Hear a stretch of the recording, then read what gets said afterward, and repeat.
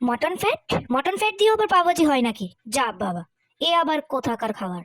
একদম সবাই ঠিক এরকমভাবেই চমকে গিয়েছিল যখন আমি ফার্স্ট টাইম মটন ফ্যাট আর সোয়াবিন কিমা দিয়ে পাওভাজিটা বানিয়েছিলাম। তাহলে চলো ঝটপট দেখে নাও তোমরাও কি করে বানাতে পারো।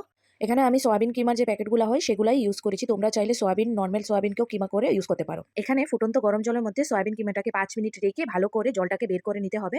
এখানে আমার যা যা দরকার সবকিছু হাতের কাছে নিয়ে নিয়েছি, আর আমি একটু ফ্রোজেন মটর ইউজ করব। তোমরা চাইলে নর্মাল মটরটাও ইউজ করতে পারো। কড়াইতে ঘি দিয়ে দিলাম, তোমরা এর জায়গায় বাটারও ইউজ করতে পারবে। ফার্স্টে রসুন কুচিটাকে দিয়ে হালকা গোল্ডেন ব্রাউন করে নিতে হবে, তারপর আদা আর মরিচটাকে দিয়ে দিয়েছিলাম, তার সাথে পেঁয়াজটাকে দিয়ে হালকা ভেজে নিয়ে সাথে টমেটোটাকে দিয়ে একটু মজিয়ে নিয়েছিলাম। তারপর বেসিক যে মশলাগুলি হয় হলদি মরিচ ধনে জিরে পাউডার সব কিছু দিয়ে একটু কষিয়ে নিয়েছিলাম। তারপর মটন ফ্যাটটাকে দিয়ে দেবো। মটন ফ্যাটগুলোকে না আমি ভালো করে কিমা করে নিয়েছিলাম, তাহলে খেতে ভালো লাগে। ফ্যাটটা দেওয়ার পর 10 মিনিটের মতো কষিয়ে নিতে হবে। তারপর মটরটাকে অ্যাড করেছিলাম, যেহেতু আমি ফ্রোজেন মটর ইউজ করছি এজন্য লাস্টে দিলাম। তারপর সয়াবিন কিমাটাকে দিয়ে 10 থেকে 15 মিনিটের মতো কষিয়ে নিতে হবে মিডিয়াম ফ্লেমে।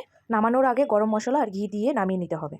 তো এবার চলো আমাদের ভাজি রেডি। এখন আমরা পাউগুলিকে ঘি দিয়ে ভেজে নেব।